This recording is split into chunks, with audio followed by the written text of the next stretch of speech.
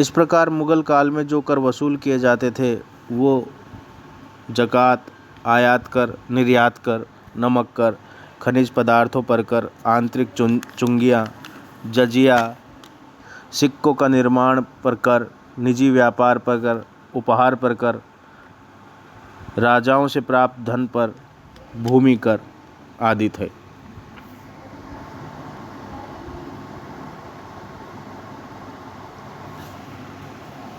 शिवाजी की कर व्यवस्था के अंतर्गत भूमिकर शिवाजी ने मलिक अंबर की भूमिकर व्यवस्था को आदर्श मानकर उसमें आवश्यकता अनुसार परिवर्तन किया और अपने राज्य में लागू किया। उन्होंने एक ही प्रथा का सब जगह प्रयोग नहीं किया। कुछ स्थानों पर, विशेषकर ऊसर क्षेत्रों में, उन्होंने कर स्थिर किया।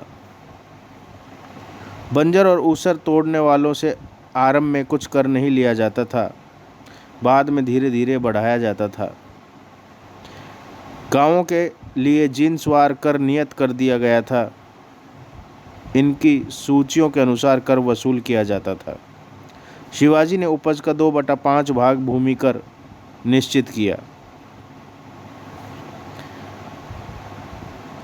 कर उगाही के लिए समस्त स्वराज्य को शिवाजी ने 12 प्रांतों में विभक्त किया।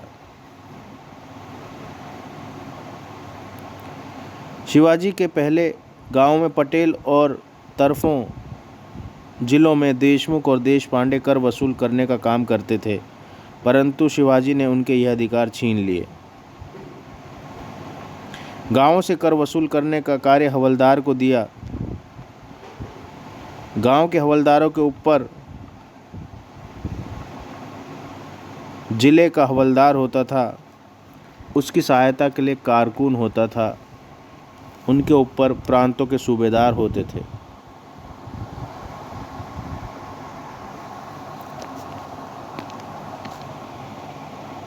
शिवाजी के अनुसार महाराष्ट्र प्रदेश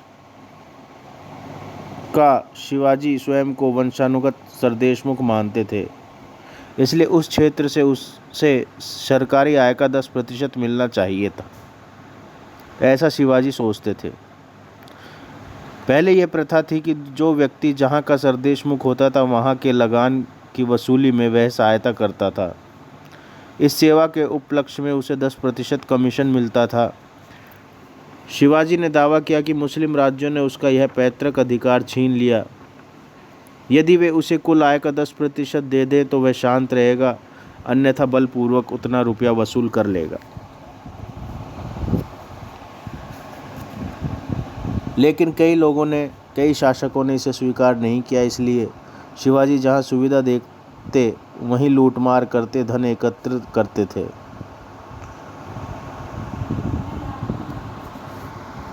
सरदेशमुखी का अधिकार स्वीकार किए जाने पर वह चौथ मांगने लगते और कहते कि यद्यपि वह स्थान उसकी पैतृक सरदेशमुखी का अंग था, फिर भी मुस्लिम शासकों के विरोध के कारण उसे अपनी रक्षा हेतु सेना रखनी पड़ती थी।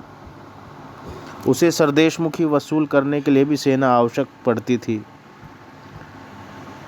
इसलिए उन्हें इस सेना का व्यय देना चाहिए। इस आधार पर वे उनसे आय का 1/4 भाग मांगता था।